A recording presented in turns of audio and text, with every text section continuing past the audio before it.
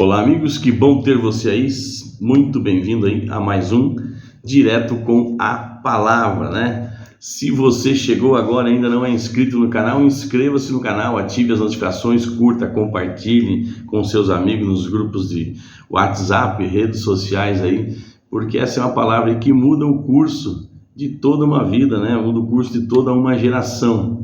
E aliás é um tema que eu vou trazer aqui, né? Dando base a isso que eu tenho falado aqui num dia desse, né? Hoje eu vou discorrer sobre 8 demônios. Esse é o título de hoje, 8 demônios. Eu não sei você, não sei qual é a sua idade, né? Alguns amigos que estão aí eu sei, mais ou menos, né? Eu tenho 53 anos. Mas na minha época, quando eu ia para a igreja com a família, né? Com os meus avós, porque eu fui, desde os 3 anos, filho por adoção dos meus avós. Então, o demônio, quando ia na igreja, ele se manifestava, se jogava no chão, se contorcia, espumava, né? Se jogava por baixo dos bancos, das cadeiras, aquele alarido todo, e era um verdadeiro Deus nos acuda, né? Hoje não. Hoje a estratégia de Satanás, inclusive o texto aqui, né, de Lucas capítulo 11, verso 24 em diante, o título aqui é a estratégia de Satanás. A estratégia de Satanás mudou. Hoje ele vai na igreja, participa dos cultos e às vezes tem até cargo na igreja. E nós precisamos ficar atentos nisso. É possível isso, irmão Adilson? É possível isso. Se você mergulhar nas Sagradas Letras, buscar intimidade com Deus, a palavra diz que Deus nos dá o discernimento entre o santo e o profano, e o puro e o impuro. Então Deus nos dá olhos espirituais, né? E hoje ele está infiltrado no meio. A Bíblia diz que tem o trigo e tem o joio no meio, e que no seu tempo ele será arrancado, né? Então, vamos para a leitura aí, amados, para compreender. Quando o espírito imundo sai do homem, anda por lugares áridos, procurando repouso, e não achando, diz: voltarei para a minha casa de onde saí. Isso aqui acontece muito com as pessoas que se batizam e acham que o batismo é o fim de tudo. Me batizei, estou salvo, ok, maravilha. Então, não preenche com a palavra de Deus, não faz o seu tete-a-tete com Deus diário através da oração, não busca santificação, né? Não busca consagração. Então, olha o que acontece, né? E tendo voltado, a encontra varrida e ornamentada. Eu vou ler aqui novamente para que não perca o contexto. Quando o espírito imundo sai do homem, anda por lugares áridos, procurando repouso e não achando, diz: voltarei para minha casa de onde saí. E tendo voltado, a encontra varrida e ornamentada. Então vai e leva consigo outros 7 espíritos piores do que ele. E entrando, habitam ali, e o último estado daquele homem se torna pior do que o primeiro. Ele leva consigo outros 7 espíritos piores do que ele. Então, se ele leva consigo outros 7 espíritos, agora são 8 espíritos que habitam no coração desse homem. E quando a Bíblia fala homem, se refere a homem, mulher, né? E aí você diz assim: meu Deus, mas aquela pessoa acabou de descer as águas batismais, tem aí uma semana, um mês e não aparece mais na igreja.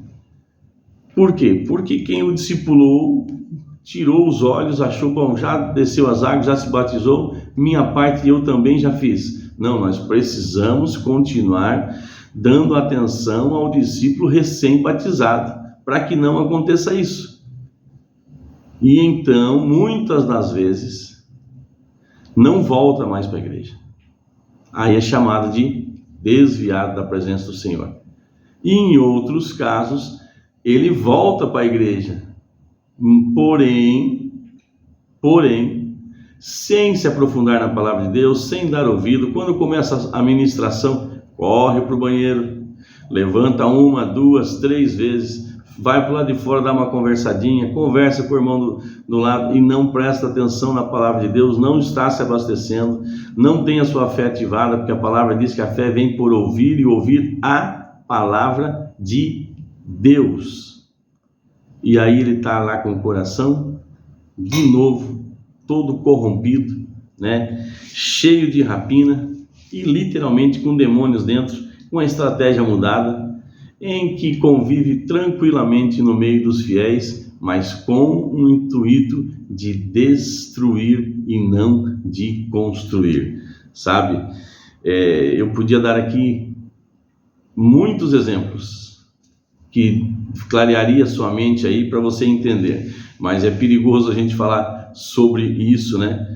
Porque nós não estamos aqui para fazer acusações de ninguém e para ninguém, mas para alertar a mim mesmo, a você, né? E aos seus, para nós tomarmos cuidado, que nós precisamos mergulhar na palavra de Deus e ficarmos atentos. Jamais devemos levar alguém ao batismo e abandonar. Precisamos seguir discipulando, né? Seguir discipulando o discípulo recém-batizado para que isso não venha acontecer.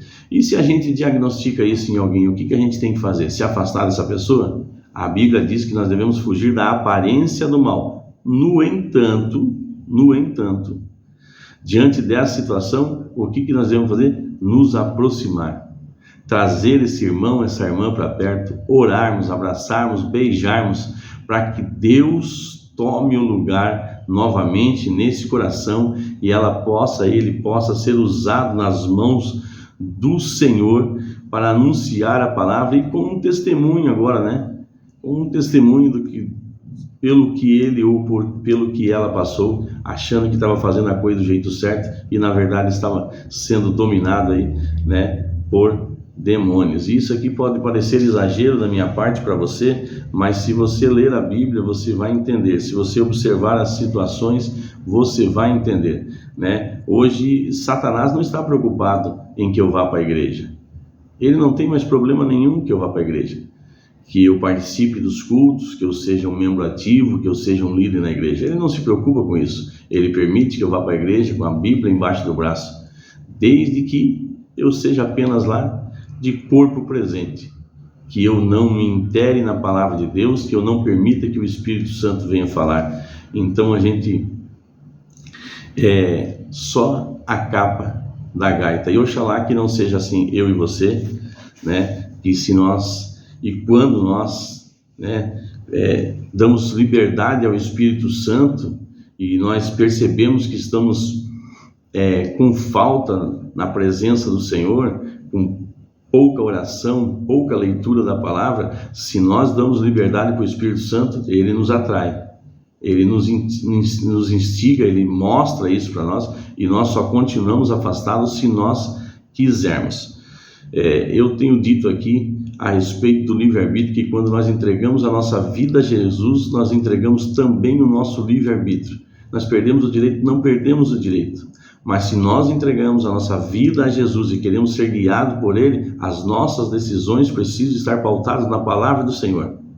E as decisões do Senhor para as nossas vidas, mesmo que em alguns momentos pareça que não tem prazer, não tem gozo, não é desse jeito, parece que não vai dar certo, Deus tem os melhores planos.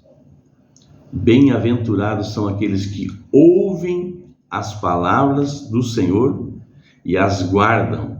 Felizes são aqueles que ouvem a palavra do Senhor e as praticam. Está aqui, na continuação.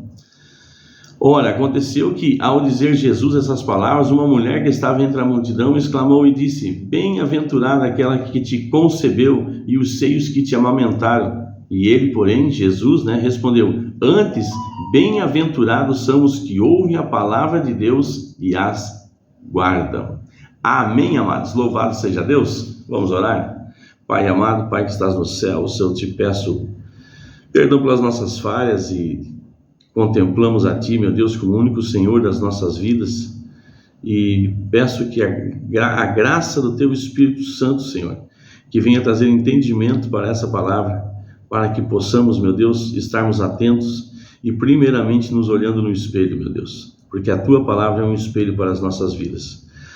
Nós não temos legalidade para acusarmos os nossos irmãos, para apontarmos os nossos irmãos, seja quem for, de onde for, em que situação estiver.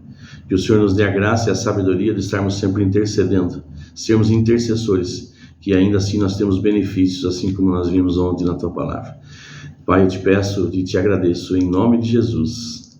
Amém. Abraço, meus amigos, e abraço aí aos nossos amiguinhos.